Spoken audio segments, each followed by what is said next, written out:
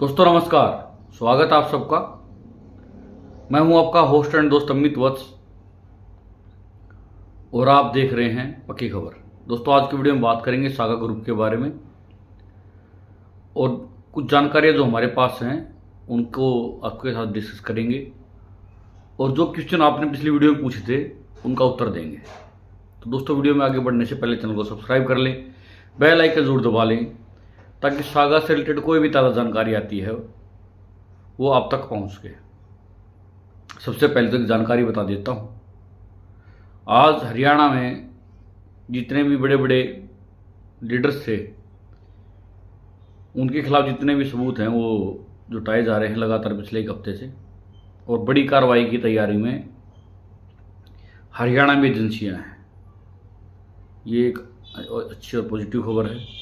दूसरा, मैंने बताया था कि ईडी भी लगातार अपना इन्वेस्टिगेशन को आगे बढ़ा रही है, तो उससे रिलेटेड कुछ क्वेश्चन मैं उनको लेता हूं और बताता हूं आपको। हमारे दीपेश तिवारी पूछ रहे हैं, सीनियर लोगों ने हम सबके बहुत कुछ छुपाया है। आर.के. शेट्टी को तो समीर अग्रवाल के राइट हैंड थे। समीर जो भी नया कुछ करता था वो आर.के. शेट्टी की एडवाइस से ही करता था।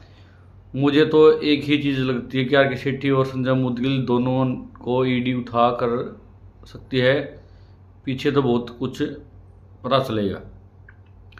दीपेश जी, देखो क्या होता है, कई बार चेहरा किसी को बनाया जाता है और कार्य कुछ कोई और करता है। आर.के. शेट्टी का चेहरा इसलिए दिखाया गया ताकि लोगों को भरोसा हो उसके कि ये बंदा हमारा जो फंड एडवाइज करेगा, एडजस्ट करेगा, वो बढ़िया से करेगा। और कहीं ना कहीं उसका पूरा रोल रहा है पूरी सोसाइटी के फंड को लगाने में या यहाँ से बाहर भेजने में, चाहे वो कैसे भी गया हो या अंदर उसने लगाया किसी कंपनी में लगाया है, उसके बिना ये संभव नहीं था। दिसंबर 2022 में वो बंदा हरियाणा में आता है और लगभग ऑल इंडिया लेवल पे ये टूर और करते हैं, चाहे उसमें आपका समीर अग्रवाल हुआ, माफ़ कीजिएगा, आर.के. शेट्टी हुआ, संजय मुदगिल हुआ, शबाब हुसैन हुआ, जितने टॉप लीडर थे, वो जो हीरो है सरेश चल पड़े वो हुआ। इन्होंने बहुत ज़्यादा नॉर्थ इंडिया में बात करें और जहाँ जहाँ इनकी सोसाइटी थी वहाँ जाके इन्होंने प्रोग्राम ऑर्गेनाइज किए, सेमिनार रखे थे। और उस टाइम पे इन्होंने एक स्कीम निकाली थी कि जो भी एक महीने में, दिसंबर 2022 के महीने में 1 लाख का बिजनेस करेगा, चाहे वो डीडीएस हो या आरडी हो, या आरडी या डीडीएस का था, माफ़ कीजिएगा, चाहे वो 1 साल का हो या 3 साल का हो, उसको बाइक मिलेगी। तो उसी समय या उसी टाइम से मेरे को लगता है कि इनकी हालत खस्ता थी, इसलिए इन्होंने क्या कहा, सोचा कि 1 साल और एक्स्ट्रा मिल जाएगा, क्यों लोग लालच में अचीवमेंट कर लेंगे और ज़्यादा बिजनेस आ जाएगा, 1 साल तक रिन्यूअल तो आएगा ही उसका, और तब तक हमें समय मिल जाएगा यहाँ से निकलने का। और पता नहीं जो यहाँ so called Fortuner achiever and above थे उनको ये बात पता नहीं थी, पता थी या नहीं पता थी, लेकिन 100% उनका यही प्लान था कि अभी हम एक मोटा बिजनेस खींच लेते हैं यहाँ से, और देना कब आएगा, दिसंबर 2023 में आएगा, तब तक तो रिन्यूअल आएगा ही लगातार। तो जो मेच्योरिटी अभी जिनका प्रेशर बना हुआ है वो हो जाएंगे और तब तक हम निकलने में कामयाब हो जाएंगे। तो ये प्लान भी इन लोगों का ही था, आर.के. शेट्टी वगैरह से, इनका जो अभी समीर अग्रवाल से अलग हैं। तो कहीं ना कहीं इनका रोल आप जो कह रहे हैं सही है। दूसरा, संजय मुदगिल के बारे में मैंने सुना था, देखो इसमें सत्य कितना है ये पता नहीं चला है, कि मुदगिल को हरियाणा पुलिस ने उठा लिया है। हरियाणा किसी लीडर ने जिसको गिरफ्तार किया गया था उनका एड्रेस दिया था, इस प्रकार की खबरें सुनने में आई थी। लेकिन जब तक प्रशासन ऑफिशियल बयान नहीं देता है तब तक हम इसको परहैप्स ही लगा सकते, शायद ही लगा सकते हैं। और आर.के. शेट्टी को भी अप्रोच करने की खबरें सामने आई हैं और वो अभी है नहीं इंडिया में, शायद वो भी आउट ऑफ अपने घर से कहीं न कहीं बाहर है। प्रवीण मिश्रा जी कहते हैं कि एक आदमी और है उत्तम सिंह राजपूत, इसको भी उठाना चाहिए। इसकी लखनऊ हाईकोर्ट से जमानत बाहर हो गई है। इसकी जमानत में कहा गया कि केवल मोटिवेशनल स्पीकर थे, जबकि उत्तम और इसकी बीवी के ऊपर 25-25 हज़ार का इनाम घोषित था, तभी ये बाहर आ गए। ऐसा है सर मिश्रा जी। स्टार्टिंग में जो इनाम घोषित किया जाता है ना, वो आपकी और हमारी कंप्लेंट गई थी, हमने उनके वीडियो दिखाए थे कि ये देखो ऐसे मोटिवेट करते थे। उनका सोसाइटी के साथ क्या कॉन्ट्रैक्ट था वो अलग विषय है। और जहाँ तक कार्रवाई की इन पर बात होती है, जिस आदमी का आधिकारिक नाम होगा ना, आधिकारिक नाम का मतलब होता है जैसे कोई डॉक्यूमेंट्स में वो अधिकारी हो, जैसे डायरेक्टर हो या पूर्व डायरेक्टर हो या खजांची हो या मीडिया एडवाइज़र हो या कुछ और, जिसको एक डेजिग्नेशन मिली हो, क्योंकि बहुत सारी डेजिग्नेशन होती है एज पर MSS एक्ट 2002 जो सोसाइटी काम करती है ना, उसमें हर 5 साल में इलेक्शन होते हैं, वहाँ डायरेक्टर बनते हैं और अन्य अधिकारी वहाँ बनाए जाते हैं, सेक्रेटरी वगैरह बहुत सारी चीज़ें हैं। तो जो उन पदों पे रहा है ना, उनको इंडियन लॉ अधिकारी को उनका आदमी मानती है। और बाकी जो आदमी से मोटिवेशनल स्पीकर थे, अगर उनके पास टाई अप था, कॉन्ट्रैक्ट था, तो वो कॉन्ट्रैक्ट को दिखा सकते हैं और गवर्नमेंट उनको छूट देती है इस बात की। हालांकि इसके खिलाफ ऐसा नहीं है कि वो बिल्कुल ही पाक साबित हो गए होंगे, जमानत मिल गई होगी। जमानत मिलना अधिकार है एज पर इंडियन कॉन्स्टिट्यूशन, हर आदमी को जमानत मिलने का अधिकार है जब तक वो दोषी साबित नहीं होता है। और अकेला PMLA एक्ट 2002 जो ED कार्रवाई करती है ना, उसमें खाली ये प्रावधान है कि जिस पर आरोप लगाए जाते हैं, जिसको गिरफ्तार कर लिया जाता है ना, वो आरोपित हो जाता है, एक्यूज्ड हो जाता है।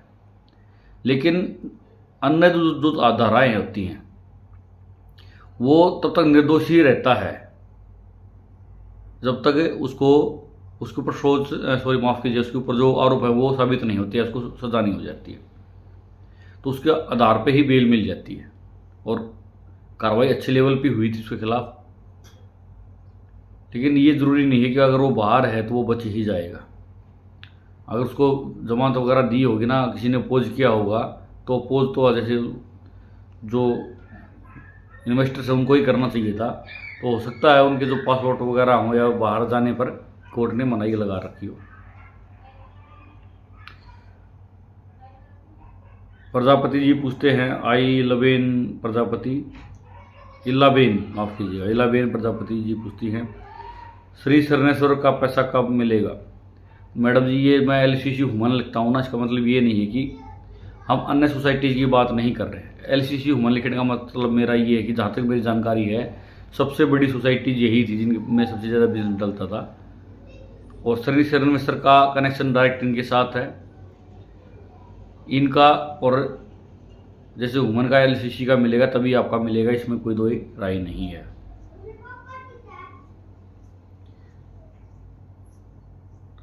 रमेश चंद्र जी कहते हैं, नगदा छोड़ने से गुनाह जुर्म कभी नहीं मिट सकते हैं। बिल्कुल नहीं मिट सकते हैं, इसमें कोई दो राय नहीं है। मैंने कल एक वीडियो बनाई थी, उसमें मैंने मेहुल चोकसी के बारे में, नीरव मोदी के बारे में बताया था कि वो PNB में घोटाला किया था उन्होंने और देश छोड़ के चले गए थे।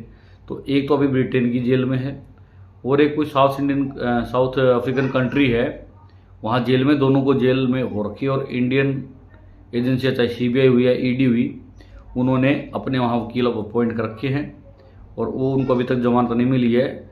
नीरव मोदी तो 5 साल से जेल में है और मेहुल चोकसी तो उसको बीमारी हो रखी है, कैंसर वगैरह, तो वो कहीं स्टे भी नहीं दे पा रहा है। जहाँ भी जाता है वहाँ एजेंसियाँ पहुँच जाते हैं तो वो पैसा वैसा दे के दूसरे देश में भाग जाता है, लेकिन ज़िंदगी वो जी नहीं पा रहा ढंग से।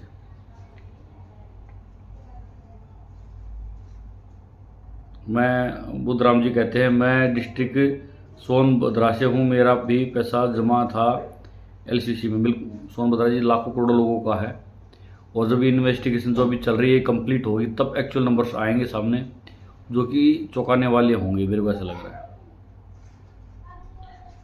दीपेश तिवारी, जिस व्यक्ति को हम सब लोगों ने इतना मान सम्मान दिया, आज वो व्यक्ति हम सब के जीवन का काल बन गया है। आज हमें रतन टाटा जैसे व्यक्ति पर गर्व होता है जो अपने हर एम्प्लॉय को मरते दम तक पूरा साथ देकर गए। अच्छी बात है सर। अब मैं देखो उनके बारे में ज़्यादा डिटेल्स नहीं पता है, तो सोशल मीडिया पर आता है वही पता लगता है।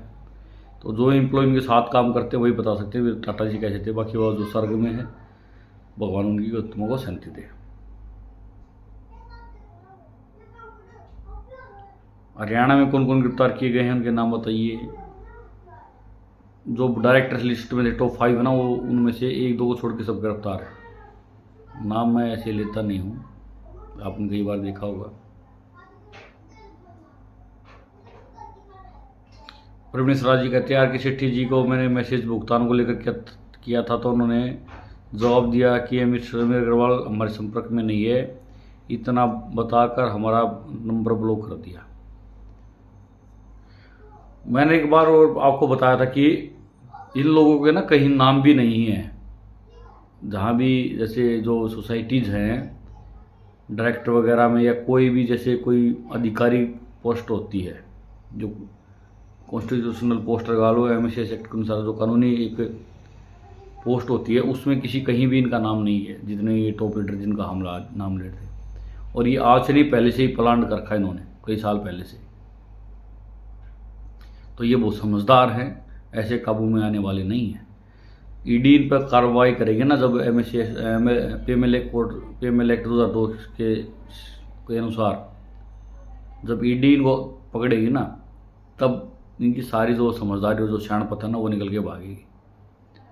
ऐसे जो नॉर्मल कानून है उसके ये झांसे में नहीं आने वाले। ये PML ही इनका इलाज करेगा। टैग बाजार सीनियर सामने आए और इस समीर अग्रवाल को पकड़वाने में मदद करें सरकार की। बिल्कुल सर, मैंने कई बार आपको बताया कि अभी तक आप कई वो लोग पूछते हैं ना कि समय बहुत लग रहा है जी, अभी तक क्यों नहीं निपटारा हुआ है पूरे मैटर का, ये अभी गिरफ्तार नहीं किया, फलाना बंदा भाग जाएगा या प्रॉपर्टी एडजस्ट कर जाएगा। तो मैंने कई बार आपको बताया है कि जो लोग पकड़े गए ना, वो मिसगाइड करते हैं। इन्होंने क्या किया था, एक पूरी यूनिट बनाई थी, सब बंदों को इकट्ठा कर लिया था कि कोई किसी का नाम नहीं लेगा। तो ये क्या करते रहिए, ऊपर वाले का नाम लेते रहे, समीर अग्रवाल का नाम ले दिया, के सेट्टी का नाम ले दिया, मुदगिल का नाम ले दिया, और एड्रेस कोई ना बताई इनका। वो तो लगातार जब एजेंसियाँ कार्रवाई करती रही हैं, लगातार दूसरे लोगों से संपर्क में रही हैं, और सबूत जुटाने के लिए इन्होंने सबको बोला कि जो भी सबूत देना चाहे हमें दे सकता है। तब एजेंसियों को पता लगा कि ये जो हमें कहानी सुनाई जा रही है ना, लोगों के द्वारा जो गिरफ्तार है, वो बिल्कुल अलग है, उनका दिन और रात का फर्क है उसमें। और जब एक्चुअल कहानी का एजेंसी को पता लगा ना, तब यहाँ जो इंडिया में बैठे जो गद्दार हैं उनको उठाना शुरू किया, और जब उनको रिलाई की गई ना उनकी, तब इन्होंने अपने से ऊपर वालों का नाम लिया है, और जो उनसे ऊपर वाले हैं उससे ऊपर वाले का नाम लेगा। तो ऐसे ही चैन के माध्यम से कार्रवाई हो सकती है, और ऐसे चैन के माध्यम से ही पकड़ा जा सकता है, जिस चैन के माध्यम से इन्होंने बिजनेस स्टार्ट किया था। भाई समीर अग्रवाल के नीचे किसी की कोड, फिर किसी का कोड, फिर किसी का कोड। तो ऐसे ही, क्योंकि जो एक ब्रांच मैनेजर है उसको किसका पता हो सकता है, उसको एरिया मैनेजर का पता हो सकता है कि चेस्ट ब्रांच वाले का मकान कहाँ है, या फॉर्चूनर का पता हो सकता है कि मकान कहाँ है। उससे अभी थोड़ी पता होगा उसको और कौन कौन इन्वॉल्वमेंट है, उसकी उनके साथ डीलिंग थी ही नहीं। जिसके साथ डीलिंग थी वो उसी की तो जानकारी रखेगा।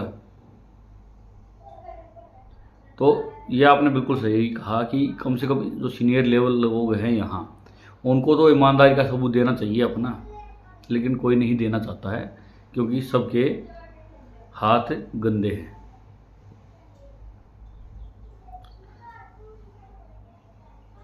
प्रिया विराज जी कहती है मोदी जी और अमित शाह जी के रहते हुए कोई इतना पैसा लेके नहीं भाग सकता, यदि नहीं पकड़ेंगे तो मिली भगत है, क्योंकि भारत का रिश्ता बाइट्स से अच्छा है, चाहे तो मोदी जी 10 डे में ले लाएंगे। बाइट्स से अच्छा रिश्ता, बाइट्स मैडम जी समझ में नहीं आई है, लेकिन मैं बताता हूँ आपको दोस्तों। देश को ना प्रशासन चलाता, मैंने कई बार इस बात का आपको जिक्र किया है। सरकार और जो नेता लोग होते हैं ना, वो कई बार क्या था, पॉलिसीज बना सकते हैं, लेकिन जो इनका वर्किंग स्टाइल था ना, वो बड़ा ज़बरदस्त था। इन्होंने, आप अगर इनके सीधा अकाउंट में पैसे भेजते ना, वो सब कुछ गवर्नमेंट को दिखाते थे एज पर दिस दैट, ये टैक्स भी देते थे। लेकिन जो कैश आता था ना, अब जो रिपोर्ट सामने आ रही है, वो सारा कैश ये हवाला के जरिए बाहर निकालते थे। मतलब कि गवर्नमेंट को तो कभी पता ही नहीं लगा कि कितना पैसा जमा हो रहा है। और इन्होंने सॉफ्टवेयर क्यों बंद किए? इसलिए तो बंद किए कि कभी पता ही ना लगे कि कितना पैसा हुआ। और एजेंसियां तो बहुत अच्छे से कार्य कर रही हैं अपना, लेकिन हम अपने पूरे सिस्टम को आज भी ये मान लें कि हमारा पूरा सिस्टम दूध का दूल्हा है और वो हमारे लिए लड़ेगा, तो ये भी अपने आप में बेईमानी हो जाएगी। लेकिन फिर भी उम्मीद है कि जिस हिसाब से आज ईडी या अन्य एजेंसियां जो कार्रवाई कर रही है ना, उससे लगता है कि हमें राहत जरूर मिलेगी। क्योंकि मैंने अभी उदाहरण दिए 2-3 तो आपको नीरव मोदी का, और मैंने आपको टॉर्च का दिया था, और एक अन्य कॉर्पोरेट सोसाइटी का था। तो इसी हफ्ते के उदाहरण हैं जिसमें ईडी ने बड़ी कार्रवाई की है। डेली करती है ईडी तो कार्रवाई, लेकिन जो ऐसे स्कैम्स थे, पोजी स्कीम्स वाले जिनको हम बोल सकते हैं, उनका मैंने 3 का उदाहरण दिया है। बाकी हर रोज़ आप ईडी की साइट पे जाओगे ना, हर रोज़ ईडी कहीं ना कहीं प्रॉपर्टी अटैच करती रहती है। घोटालों का आपके सामने लेके चिट्ठा लेके आते हैं सामने। ईडी दुबई में भी कार्रवाई की है, मैंने कई बार वीडियो बताई है कि इसी हफ्ते की, शायद इसी मंथ की बात है, ईडी ने 2-3 जो पोजी स्कीम्स लेके आए थे, उनके जो ऑफिस या घर मकान थे वहाँ दुबई में, वहाँ भी उन्होंने अटैच किए हैं। और परल का भी मैंने बताया था कि कैसे ऑस्ट्रेलिया में एक जगह को भी उन्होंने अटैच किया था। तो जो अभी के हिसाब से जो कार्रवाई हुई ना, उसके हिसाब से मैं आपको ये बता सकता हूँ कि बहुत ही पॉजिटिव जो इच्छा शक्ति है जो गवर्नमेंट की है, हमारी एजेंसी की, बहुत अच्छी चल रही है। तो दोस्तों 8 मई को लिक्विडेटर ने क्या बताया, ऐसा जी लिक्विडेटर जब खबर सीधी ऑनलाइन आएगी ना, तभी हम उनको मानते हैं। वैसे तो देखो, मैं तो वहाँ जा नहीं पाया था, लेकिन सुनी सुनाई बातों पर कई बार भरोसा करने में मज़ा नहीं रहता है। उसमें फिर आपकी जवाबदेही या उसके ऊपर जवाब देना मुश्किल हो जाता है। तो दोस्तों आज की वीडियो में इतना ही। अगर आपकी इसके अलावा और कोई क्यूरीज है तो कमेंट के माध्यम से हमसे ज़रूर पूछ सकते हैं। हम कोशिश करेंगे कि अगली वीडियो में उनका जवाब दें। तब तक के लिए आपको क्या करना है, आपको वीडियो को शेयर कर देना है, लाइक कर देना है, कमेंट्स कर देना है, चैनल को सब्सक्राइब जरूर कर देना और बेल आइकन दबाना है, ताकि सागर से रिलेटेड कोई भी ताज़ा जानकारी आती है वो आप तक पहुंच सके। तो मिलेंगे आपसे नेक्स्ट वीडियो में। तब तक के लिए आप अपना बहुत बहुत ध्यान रखें। Thank you.